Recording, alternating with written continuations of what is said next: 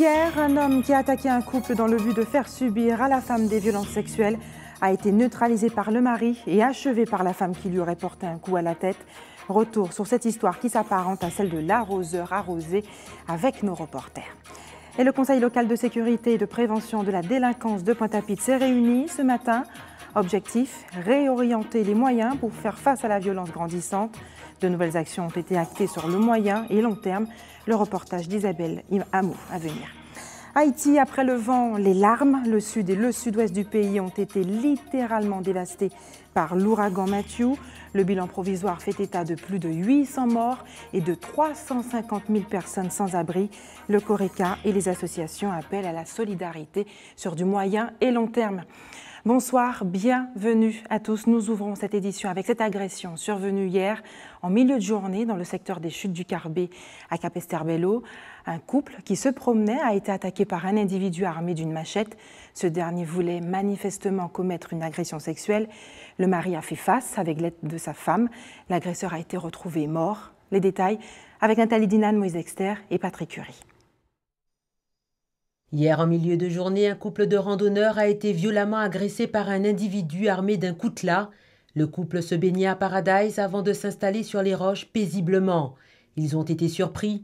S'en est suivi une virulente altercation. Devant la détermination de leur agresseur, ils n'ont pas eu d'autre choix que de prendre la fuite en courant, en maillot de bain, pieds nus, dans la forêt, dans la ravine, dans un environnement particulièrement escarpé. La poursuite, je dirais, a duré quelques centaines de mètres. Manifestement, leur agresseur était très déterminé puisqu'il les poursuivait toujours avec ce coupe-coupe. Il gagnait du terrain sur eux et ils se sont retrouvés un petit peu acculés. Et donc, l'homme de ce couple a décidé de faire face à son agresseur. Donc il y a une lutte particulièrement acharnée qui s'est engagée entre eux, au cours de laquelle l'homme a été blessé, a été mordu par son agresseur. Il porte plusieurs traces de blessures. Qui ont nécessité son hospitalisation, malgré l'aide de sa femme venue à son secours pendant la bagarre, en frappant l'agresseur avec une pierre. Ce qui leur a permis de s'enfuir et de prévenir les secours. L'enquête a été confiée à la brigade de recherche. Cette enquête, elle concerne, je dirais, deux événements.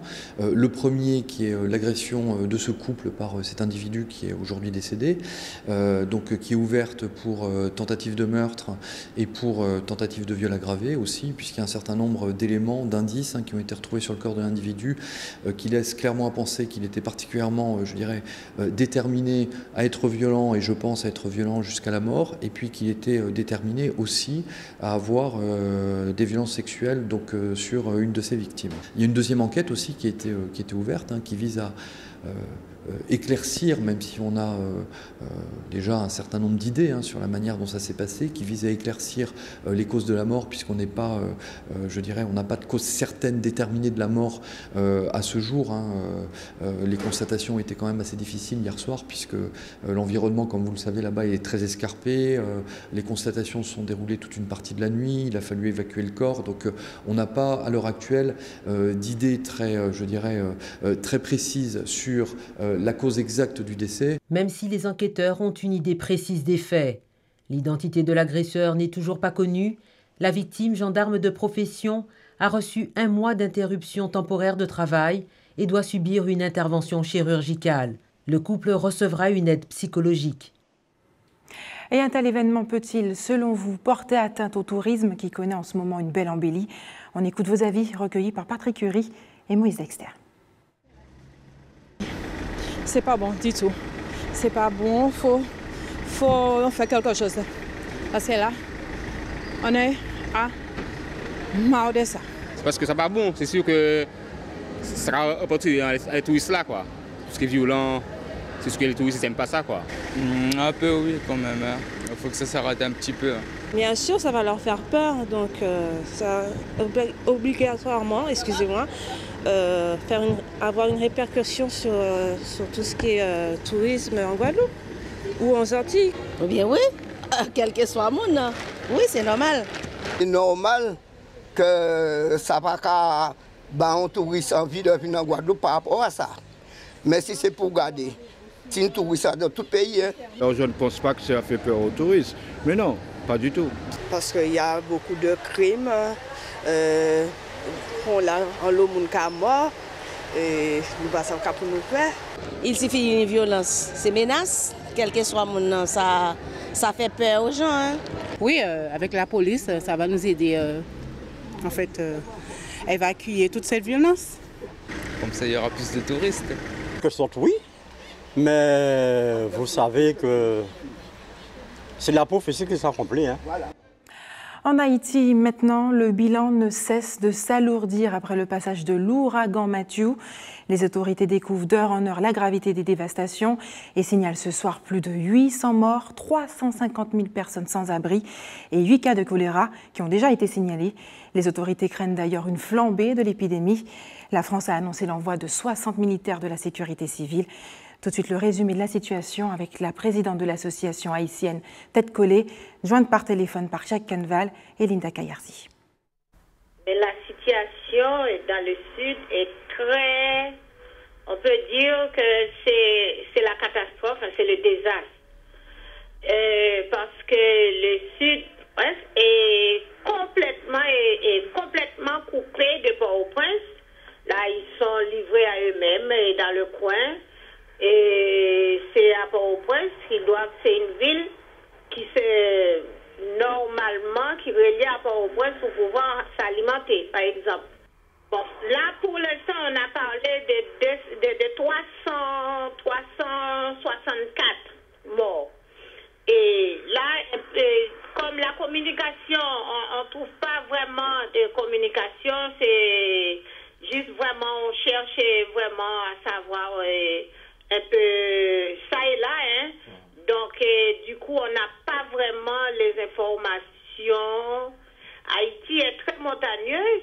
Et puis, il y a le problème des villes, le problème des plaines et le problème des mornes. Nous, Tête Collée, Coreca, on va travailler en moyen terme parce qu'on a su quand même que les écoles sont détruites. On va demander la solidarité au peuple guadeloupéen qui est toujours généreux envers nous pour pouvoir, dans l'avenir, aider une école et surtout un lycée professionnel, trouver des gens fiables sur place pour que nous puissions travailler et pour que ces jeunes puissent avoir un endroit pour pouvoir travailler et trouver des matériels également. Et puis ce soir, c'est la Floride aux États-Unis qui doit faire face à l'ouragan Matthew qui est en train de longer ses côtes. En Guadeloupe, le Conseil local de sécurité et de prévention de la délinquance de Pointe-à-Pitre s'est réuni ce matin à l'hôtel de ville pour réajuster ses actions mises en place pour lutter contre la délinquance. De nouveaux objectifs ont été actés par les différents signataires. Le point avec Isabelle Amo. Le Conseil local de sécurité et de prévention de la délinquance réunit les responsables des institutions et des organismes publics et privés concernés par la sécurité. Le CLSPD s'est fixé une liste de missions, notamment sur le renforcement de la sécurité dans les espaces publics, mais aussi sur la prévention éducative. Je ne peux pas dire qu'il y ait une principale, nous avons énuméré un certain nombre de priorités. Je voudrais, si je dois en revenir sur l'une, c'est l'action que nous devons mener sur le secteur éducatif, en partenariat avec le recteur qui lui-même vient de faire des propositions pour enrichir les propositions que j'ai pu formuler. Nous avons sur ce secteur de l'interface de l'école et de la ville et des familles, nous avons là un champ d'action qui peut nous permettre de proposer des actions, des fiches actions et de mesurer les effets dans les mois qui viendront. Parmi ces actions proposées par le recteur de l'académie, la mise en place d'un réseau d'étudiants pour sensibiliser des publics vulnérables. Cette stratégie sera analysée par le Conseil. Autre action prioritaire, la diversification des postes proposés aux personnes condamnées à des travaux d'intérêt général et à des mesures de réparation pénale. L'objectif, mieux lutter contre la récidive. Même si nous n'arriverons pas nécessairement à éradiquer toute la violence, il ne faut pas être naïf, mais en tout cas c'est par des actions préventives majeures que nous arriverons en tout état de cause à endiguer ce fléau que malheureusement est présent ici. Je parle de la délinquance violente en particulier en Guadeloupe et bien évidemment aussi à Pointe-à-Pitre. Autant d'objectifs fixés qui pourraient diminuer les actes de délinquance qui font de la Guadeloupe l'un des départements les plus violents de France. Restez sur ATV Guadeloupe. Dans quelques minutes, rencontre avec celle que l'on surnomme le soleil du métro parisien. Betty Seymour sera notre invitée, une chanteuse de soul guadeloupéenne. Et puis nous irons sur les planches du théâtre de Saint-Laurent en Guyane, où les jeunes comédiens reçoivent les conseils des comédiens plus aguerris. Victoire de l'Assopamar en Martinique. L'association écologique a obtenu du tribunal administratif l'annulation de l'arrêté préfectoral autorisant l'exploitation de l'usine Galion 2 à Trinité. On écoute la réaction du chef de file de cette association. C'est un coup dur pour le projet, mais si on analyse le jugement du tribunal, on se rend compte qu'il a quand même écarté tous les griefs soulevés par la Sopamar. Toute l'espace médiatique qui avait été fait autour notamment des risques sanitaires, des émissions de particules fines, des impacts sur la faune et la flore, des risques de déforestation, du bilan CO2, etc. Et donc, il n'a retenu en effet qu'une compatibilité avec le SDAGE. Donc ça, c'est une première analyse qui nous conduit à penser que cette décision du tribunal administratif, elle est très contestable, en effet. Et nous entendons donc faire valoir nos droits et faire part de notre désaccord devant la Cour d'appel de Bordeaux. Nous sommes heureux de voir que le tribunal administratif, même si c'est sur un point qu'il a demandé l'annulation du permis d'exploitation, ce qui devrait normalement entraîner l'arrêt des travaux. Nous demandons aux autorités donc de tenir compte de cette décision du tribunal administratif et nous voyons que nous avions raison. Et nous demandons d'ailleurs réparation par rapport aux autorités qui nous ont envoyé les forces de l'ordre alors que la décision n'était pas encore tombée. Et la décision nous donne raison, même s'ils font appel, nous disons qu'il faut faire arrêter ce chantier. Nous connaissons les arcanes de la justice française et nous savons très bien qu'ils peuvent avoir pris cette décision aujourd'hui pour calmer nos ardeurs et faire en sorte que les choses se calment et puis finalement donner une décision favorable dans quelques temps. Donc nous restons vigilants, nous avons préparé nos arguments juridiques et aussi nous allons continuer la mobilisation et vous aurez dans les prochains jours des actions de terrain de la Sopamar très fortes pour justement arrêter l'implantation de cette unité à Trinité, arrêter l'unité de stockage sur le port de Fort-de-France. D'ailleurs, nous estimons que la Martinique appartient aux Martiniquais et qu'il faut arrêter de venir comme ça de l'extérieur nous dire comment développer la politique énergétique de notre pays. Et chez nous, l'assurance maladie a organisé aujourd'hui les assises des services et soins infirmiers à domicile dans un hôtel du Gosier. Linda Kayarsi a suivi les principaux échanges. On regarde. Faciliter le maintien à domicile, assurer une prise en charge globale et individualisée, ces acteurs de la santé ont décidé de nourrir la réflexion. Nous avons fait venir des instances, l'ARS, le conseil départemental, la MDPH, la Caisse générale de sécurité sociale, pour parler de la politique qu'ils mènent en faveur des personnes âgées pour le maintien à domicile, et aussi des personnes en situation de handicap. Ensuite, vous avez l'après-midi, nous avons travaillé avec tous les professionnels qui gravitent autour de la personne âgée, mais qui sont en quelque part soit en relation ou soit on côtoie la personne âgée, telle que l'infirmière libérale, l'HAD, le médecin traitant, le médecin de ville qui intervient. Ensuite, les familles d'accueil, qui sont aussi des accueillants familiaux pour les personnes âgées et avec qui on travaille. Aujourd'hui, les soins à domicile, mais aussi hospitaliers, c'est aussi l'affaire des familles. Des aidants, ils font partie de l'équipe de soins. C'est eux qui, avec nous, vont coordonner les soins, les gestes à faire. Lorsque le traitement est terminé, c'est eux qui vont à la pharmacie pour acheter les médicaments, pour appeler le médecin, pour une décision d'hospitalisation, sauf en cas d'urgence extrême, c'est la famille. Et aussi pour le quotidien. On peut venir le matin à 6h30, à 7h faire un soin d'hygiène. Et lorsqu'on arrive l'après-midi, à midi, il y a des selles. Donc il faut s'occuper de ça. Donc la famille a son importance pour éviter, parce qu'on ne peut pas être là 24 heures sur 24 à faire des soins chaque fois. Donc c'est pour ça que la famille a son importance absolue. Pendant 2 jours, les assises des services de soins infirmiers à domicile de la Guadeloupe ont démontré l'importance de travailler en collaboration avec toutes les personnes et institutions œuvrant pour le bien-être des personnes âgées et des adultes handicapés. Et vous, êtes-vous favorable au maintien à domicile des personnes âgées? Linda Kayarsi et Isabelle Amo ont cherché à connaître vos avis. On vous écoute. Si nous ne pas nous, ça va être fini. Nous, cette génération-là qui est là, la génération de 40 ans, 50 ans, souvent, il faut nous faire très attention. Le voit les aînés qui sont partis, qui sont trop tard, alors pas essayer d'isoler eux. Les gens isolés, ça veut dire qu'ils ont réuni, mais des mecs qui nous venir comme ça aussi. On va devenir comme ça aussi. C'est pas parce que nous jeunes d'abord nous butons, on va devenir comme ces gens-là ça aussi. Il ne faut pas les isoler dans des endroits là où on veut les isoler. Il y a des gens pour occuper d'eux et communiquer avec eux, parler avec eux. Parce qu'il y a un lot acquis. Et toutes les acquis, il faut nous prendre et pour nous même bâtir nous demain si Dieu veut. Donc c'est important de les maintenir à domicile? Ah ben oui, en principe oui. Merci. Et avec des personnes qui viennent les aider? Voilà. Est-ce qu'il faudrait que les personnes âgées restent chez eux? Non, je ne pense pas du tout. Pourquoi? Il faut se promener, il faut sortir et puis profiter de toute cette beauté. Parce que puis après, plus on reste à la maison, plus ça devient lourd. Et puis après, plus on vieillit beaucoup plus rapidement. Et puis, il faut marcher, c'est bien pour la santé. Et est-ce qu'il faudrait aussi des gens qui s'occupent d'eux à domicile, des aidants? Normalement, c'est aux enfants de s'occuper de ses parents normalement. Dans notre pays, on fait comme ça. Mais s'il n'y en a pas, on ne sait jamais, les enfants sont ailleurs, bien sûr, ça serait bien qu'il y a des gens qui font des bénévolats et puis ils donnent un coup de main, bien sûr, avec leur présence même, venir chez eux. Et oui, c'est important. Pourquoi? Mais parce qu'il y a des gens là, il fallait aussi la jeunesse. Mais oui. Moi, là, je prends certains l'argent pour moi vieux. Encore, il y a pour la jeunesse, pour le travail. Ça dépend. Ça dépend de quoi? Ça dépend s'ils sont valides. Et qu'elle a des enfants, oui, qui s'occupent de lui. Mais s'ils ne sont pas valides, il faudrait le mettre dans un hôpital, dans un endroit sécurisé pour qu'il soit plus traité.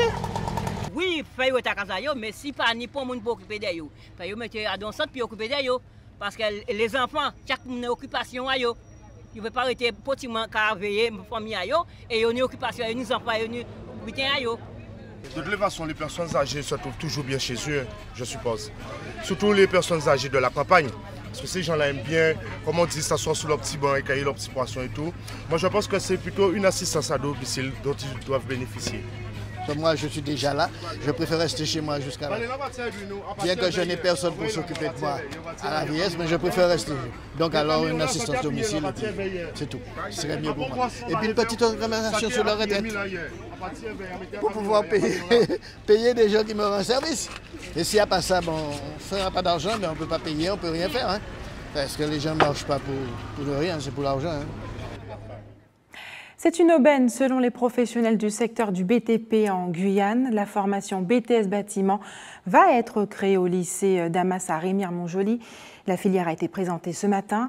Elle devrait être dispensée à 18 étudiants. Le reportage de nos confrères d'ATV Guyane. En Guyane, la filière du bâtiment représente un plan de carrière relativement sûr. Et cette information, ces lycéens l'ont bien enregistrée. Ici, ils sont 18 à se lancer dans le premier BTS BTP en alternance, mis en place par le lycée Léon Gontran Damas de Remire-Montjoly. C'est quelque chose que j'aime beaucoup, le bâtiment, toucher. J'aime pas que le travail, mais j'aime aussi tout ce qui est bureau d'études, chiffrage. Dans la finalité, j'aimerais bien être directeur d'études. Après, je sais qu'il faudra que je fasse des études en plus. Je suis ici du lycée professionnel des métiers de Balata. Le BTP, c'est mon rêve. J'ai voulu être architecte au début. Je voudrais avoir plus de connaissances en entreprise et en même temps en études à l'école. Donc c'est pour cela que j'ai choisi cette filière, au lieu de rester en initiale seulement, sans connaître vraiment les entreprises avec les stages. Tandis que si on a un peu de cursus en entreprise. Une dizaine d'entreprises ont répondu à l'appel de l'établissement. Elles fourniront le stage pour permettre l'alternance entre les cours et la découverte du métier. Lorsqu'on est en BTS en alternance, on a une partie de son temps en entreprise et une partie du temps au lycée. Donc c'est ça qui fait la différence et surtout, on a signé un contrat d'apprentissage, c'est-à-dire qu'on est lié à l'entreprise par un document qui signifie que vous êtes aussi un salarié et vous avez des droits et des devoirs du salarié, mais vous êtes apprenti et donc vous apprenez le métier. Et l'alternance se fait sur le fait que vous allez passer le diplôme au bout de 2 ans, mais en ayant fait un chemin qui est différent de celui qui vient au lycée tous les jours. Une initiative qui vient raviver la flamme d'une possible résurrection du BTP Malgré des coupes budgétaires quasiment fatales pour la filière, le bâtiment reste le premier fournisseur d'emplois dans le département. Il faut préparer les cadres de demain. Une reprise, il y en aura forcément une. Donc c'est essentiel de continuer à former les gens et à former les jeunes. Ils auront déjà la possibilité d'un premier emploi, ils auront déjà un contact beaucoup plus important par rapport à leurs camarades qui n'auront qu'une formation initiale. Ils auront déjà une expérience de terrain et une expérience avec une entreprise. Ça permet d'avoir aussi un contact plus fin avec le jeune et de savoir un petit peu mieux ce qu'il veut. Un parcours de 2 ans attend ces futurs architectes, chefs de chantier ou autres fonctions qui composent les métiers du bâtiment. Aujourd'hui est un premier jour dans l'établissement de leur avenir professionnel. Depuis 2007, elle sillonne la France, seule en scène ou accompagnée de ses musiciens. Surnommée le soleil du métro parisien, elle a remporté le premier Metro Music Awards 2016 dans la catégorie musicienne solo. De passage chez elle, en Guadeloupe, elle a accepté de nous parler de son histoire ce soir. Betty Seymour, bonsoir. Bonsoir. Merci d'avoir accepté notre invitation. Merci. Nous sommes ravis de vous retrouver. Alors, vous êtes comédienne, auteure, compositeur, danseuse. Quelques artistes connus ont fait leur début dans le métro. La plus connue d'entre elles est sans doute Edith Piaf. Est-ce qu'elle vous a inspiré? Qu'est-ce qui vous a donné l'envie de devenir une chanteuse, une musicienne de rue? Alors Edith Piaf, effectivement, Kezia Jones également. Moi, ce qui m'a inspiré, ce qui m'a donné envie, c'était de tester mes chansons, être en contact avec le public et tester vraiment ma force et me donner courage. Je crois que c'était un rêve. Hein. Exactement. J'avais vraiment envie de me confronter au public et pas être sur les jeux de télé-réalité, ce genre de choses. J'avais vraiment envie d'être confrontée à la vie du public. Ça m'a donné courage et force et je suis très très contente de l'avoir fait et de le faire. Comment a commencé cette aventure avec la musique ? Cette relation d'amour, j'ai envie de dire. Eh ben, ça a commencé depuis toute petite. Je pianotais à la maison, mais sans me dire que c'était quelque chose de possible. Et j'ai compris en grandissant que les rêves pouvaient devenir réalité à partir du moment qu'on se donnait les moyens, qu'on avait un objectif et qu'on y croyait. Et puisque c'était ma vibration, ce plaisir que j'avais étant petite, je l'ai développé plus grande. C'est-à-dire que j'ai commencé la guitare très très tard. Mais c'est mon rêve et c'est ma passion. Donc peu importe l'âge, le moment, le bon moment, c'est quand on est prêt et qu'on y croit. Betty Seymour, ce prix est très couru, j'ai envie de dire. Beaucoup d'artistes tentent leur chance pour avoir le droit de chanter dans le métro parisien. D'ailleurs, on regarde un court extrait de votre audition, un moment émouvant, je pense. On regarde ensemble.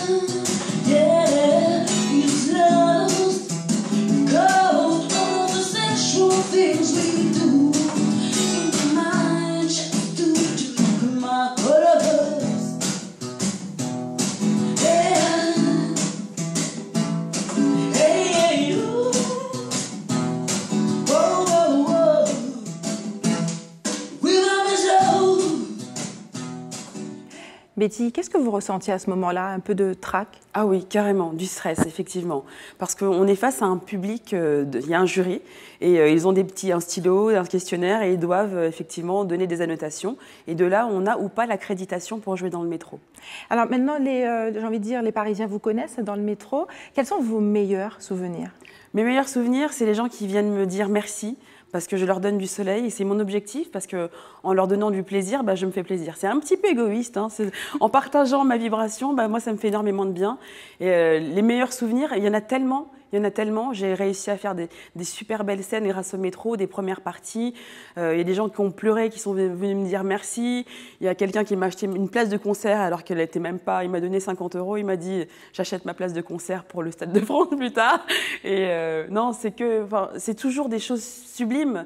Ça ne se répète jamais et c'est toujours des rencontres, des gens différents. Et qu'est-ce que vous leur transmettez? De quoi parle votre musique? On sait que votre voix est plutôt chaude, à tendance soul, mais quel est le message? Le message, c'est le bien-être avant tout.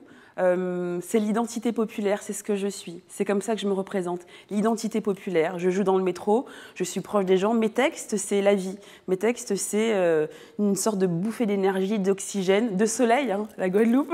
Et justement, qu'est-ce que ça vous fait de revenir chez vous, en Guadeloupe? C'est votre ancrage? Ah oui, et là, c'est quelque chose de fantastique. C'est-à-dire que tous les matins, je me réveille avec le smile. Comme je disais aujourd'hui, j'ai mal aux joues, en fait. Je suis très, très heureuse. Mais bien plus heureuse que vous l'imaginez, je suis sur un petit nuage. C'est-à-dire que venir ici, pour moi, ça faisait longtemps. Et venir chanter en plus et être accueillie de la sorte, pour moi, c'est juste fantastique. Est-ce que vous avez prévu des dates justement pour partager votre étincelle avec le public guadeloupéen? Oui, effectivement, il y a des dates à venir. Alors, il y a dimanche 9 octobre, ce sera au Madras Café à midi. Et ensuite, ce sera le 22 octobre. Mais il faut aller voir toutes les dates sur Internet. Hein. Ce sera la salle René, je ne sais plus. Rémina Souta, peut-être à Pointe-à-Pitre. Et ce serait vers Doubs, par là, aux Abîmes. Mais en fait, il faut aller voir sur le site Internet. Vous allez voir toutes les dates. La page de Betty Seymour, oui, la page exactement. Facebook. Et le 22 octobre, pardon, ce sera aux alentours de 18-19 h. D'accord. Je faisais référence tout à l'heure à Edith Piaf, et il y en a d'autres. Hein. Vous avez cité Zaz, la chanteuse Zaz, Ben Harper, Keza Jones, qui avait d'ailleurs donné un concert dans le métro parisien en 2008. Avec ce prix, comment vous envisagez l'avenir? Eh bien, ce n'est pas rien. Oui, c'est vrai, effectivement. Alors déjà, je suis très heureuse de l'avoir eu et du coup, ça me permet de continuer à faire des concerts, avoir un peu plus de visibilité, de montrer mon travail. L'avenir, j'espère qu'elle sera avec un enregistrement d'album à la clé. Qui est en préparation. Et j'aimerais l'enregistrer. Je ne sais pas encore quand. Je cherche des partenaires pour le faire. Et j'espère que ça va pouvoir se faire ici en Guadeloupe. Vous espérez peut-être être repéré dans le métro? Alors oui, tous les jours, dans le métro, en concert, sur Internet. Mais c'est déjà une bonne vitrine puisque finalement, on arrive à décrocher des concerts, des dates de concerts, des festivals et puis voilà. Betty Seymour, je crois que vous avez un petit cadeau pour les téléspectateurs d'ATV Guadeloupe ce soir. On vous écoute. Merci beaucoup et le cadeau, c'est vous. Merci infiniment. Merci. Demandez pas pourquoi j'ai ce truc au fond de moi, ce rêve qui traîne et qui dirige chacun de mes pas. On verra bien demain si c'était le bon chemin. En attendant d'être vieux, soyons fous et audacieux. Je considère que c'est la vie qui veut ça, que l'univers me montre la voie. Si je dois mourir demain, j'aurai embrassé mon rêve, changé mon destin. Je chante dans le métro, c'est ma raison d'être ou bien c'est mon fardeau. Je rêve de chanter avec M, pousser la voix avec smile, smile, smile, je smile. Je me nourris de ça, je veux bouger, bouger. Changer de main, ma liberté, c'est choisir mon destin. Smile, smile, smile, je smile. Je me nourris de ça, on va mouver, mouver. Y'a que ceux qui ne font rien, qui ne changent rien.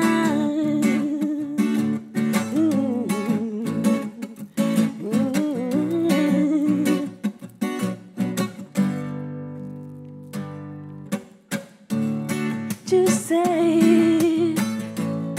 moi j'ai des rêves, il me paraît parfois les toucher du doigt.